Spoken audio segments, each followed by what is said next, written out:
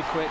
James has got to really get control in the first 5 legs. If he can go 4-1 up in the first, throw, then he could be in with a great chance, but he needs this first session to go out a win.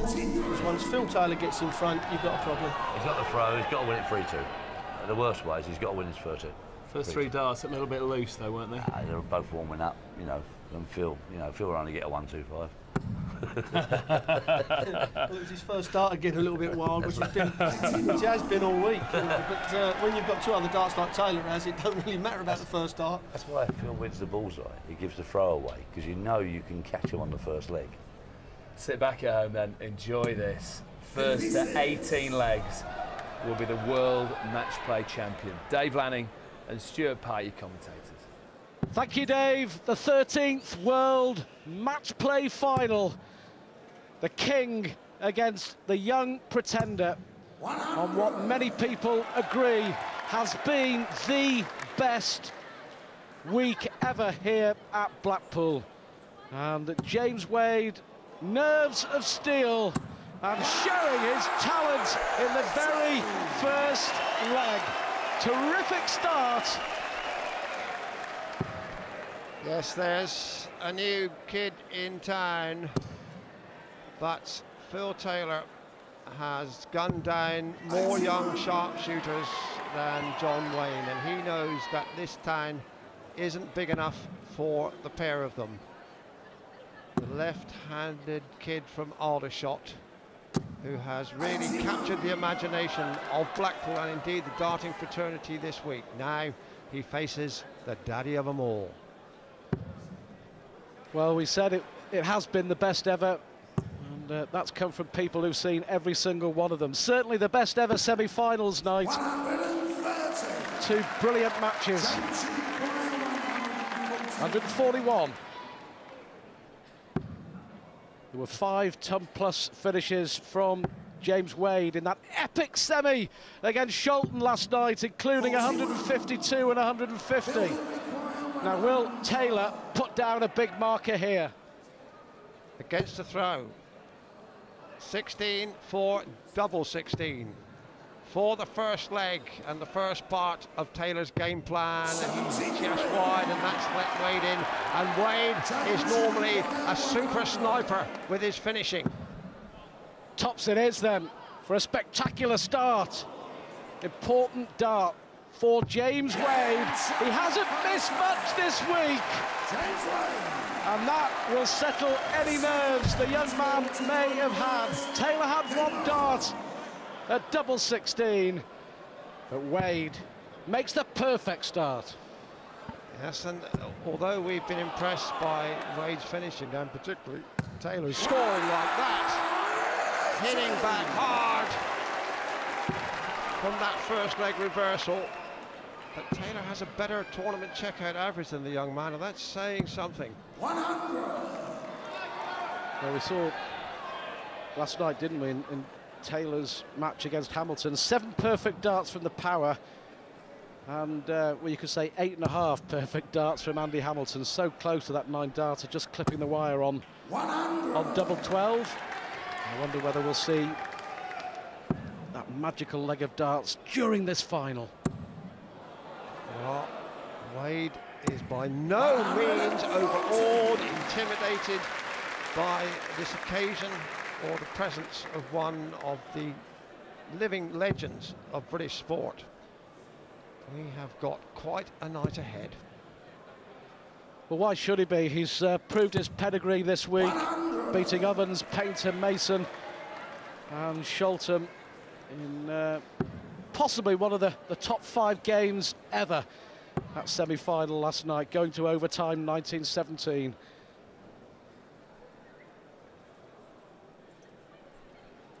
Going back up for, well, that's his cover shot. He favours treble 18, but Taylor wants 121 to level this up.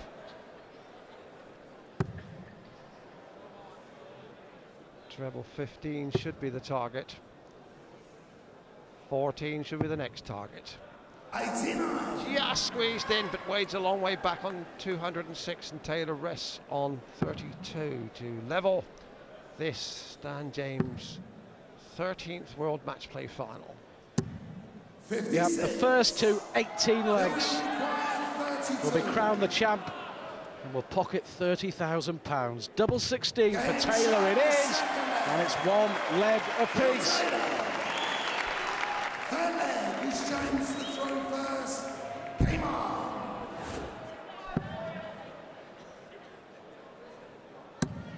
Well, Taylor has never lost a World Match Play final. 100. In 95 he beat Priestley, 97 and 2000 he beat Alan Warrener, 2001 Richie Burnett was the victim.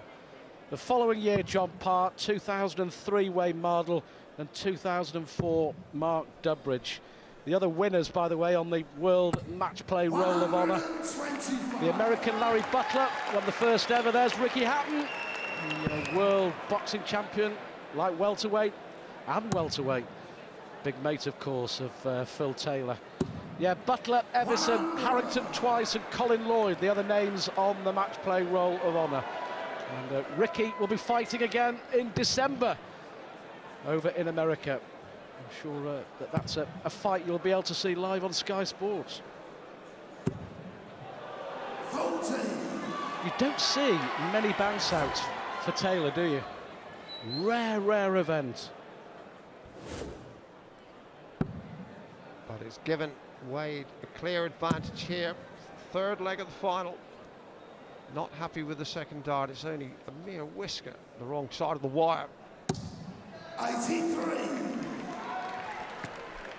An absolutely fantastic audience. The audiences this week have been really astounding. We're packed here in the double gate. They're in the balcony. They're hanging off the rafters. It's the kind of setting where Spartacus would have felt at home. 100.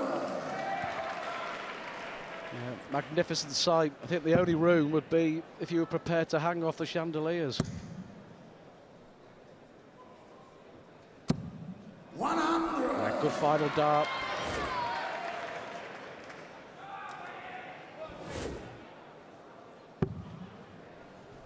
Yes, Taylor over the years, and it's been well over 10 years now, has seen off some rivals, of course, apart from the ones here. 60. He's also had opposition from Shane Burgess, from Owen Sholton, from Walsh, from Ray Barneveld, of course. He's had a whole battery of players, the Royal Command performance of darts, and he's seen them all off, and now he's got a new adversary. And he's a young man, and he really has got a glittering future if he can continue in this vein. We've seen a lot of shooting young stars in darts, and some of them disappeared down black holes, but this boy Wade does seem to have all the ability and all the temperament and the talent.